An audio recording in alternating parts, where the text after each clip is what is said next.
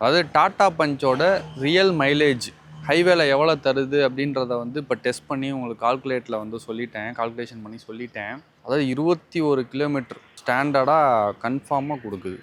இப்போ உங்களுக்கு 52 கிலோமீட்டர் ஓட்டி பாருங்கள், பங்க்லேயே தான் நிற்கிறேன், இன்னும் நான் போகல. பங்க்லேயே ஓரமாக டேங்க் ஃபில் பண்ணிட்டு தான் உங்களுக்கு அந்த கால்குலேஷன் பண்ணேன். நல்ல மைலேஜ். டாட்டா பஞ்சு உண்மையில் நிறைய பேர் கமெண்ட் பண்ணியிருக்கீங்க, 19 தருது, 20 தருது, 21 தருதுன்னீங்க. அது அத்தனையும் உண்மை. நான் இப்போ லைவாக பார்த்துட்டேன், உங்களுக்கும் அதை வீடியோவில் காமிச்சிட்டேன். டாட்டா பஞ்ச் யாராவது எடுக்கணும்னு இருந்தீங்க அப்படின்னாக்கா சீரியஸாக சொல்கிறேன், உங்களுக்கு மைலேஜை பற்றின டவுட் இருந்துச்சு அப்படின்னா இந்த வீடியோ மூலிமா நீங்கள் தெரிஞ்சுக்கங்க. குவாலிட்டி சொல்லவே வேண்டாம், வண்டி லாங் ஓட்டுறதுக்கு சூப்பராக இருக்குது. ஓவரால் எக்ஸ்பீரியன்ஸில் எனக்கு ரொம்ப டாட்டா பஞ்ச் பிடிச்சிருக்கு. ஓகேவா? எதுவுமே குறை சொல்கிற மாதிரில, சர்வீஸ் மட்டும் கொஞ்சம் நல்ல இம்ப்ரூவ்மெண்ட் பண்ணிக்கிட்டாங்க அப்படின்னாக்கா ஃபஸ்ட் கிளாஸ் வண்டி இது.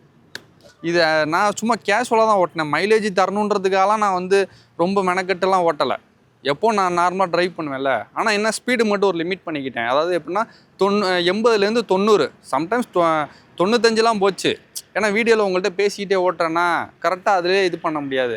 அதனால் வந்து இந்த மைலேஜ் நல்ல மைலேஜ். கமெண்டில் கேட்ட எல்லாத்துக்கும் பதில் சொல்லிட்டேன். நம்ம என்ன பண்ணுவோம், திரும்ப அடுத்த வீடியோவில் சந்திப்போம்.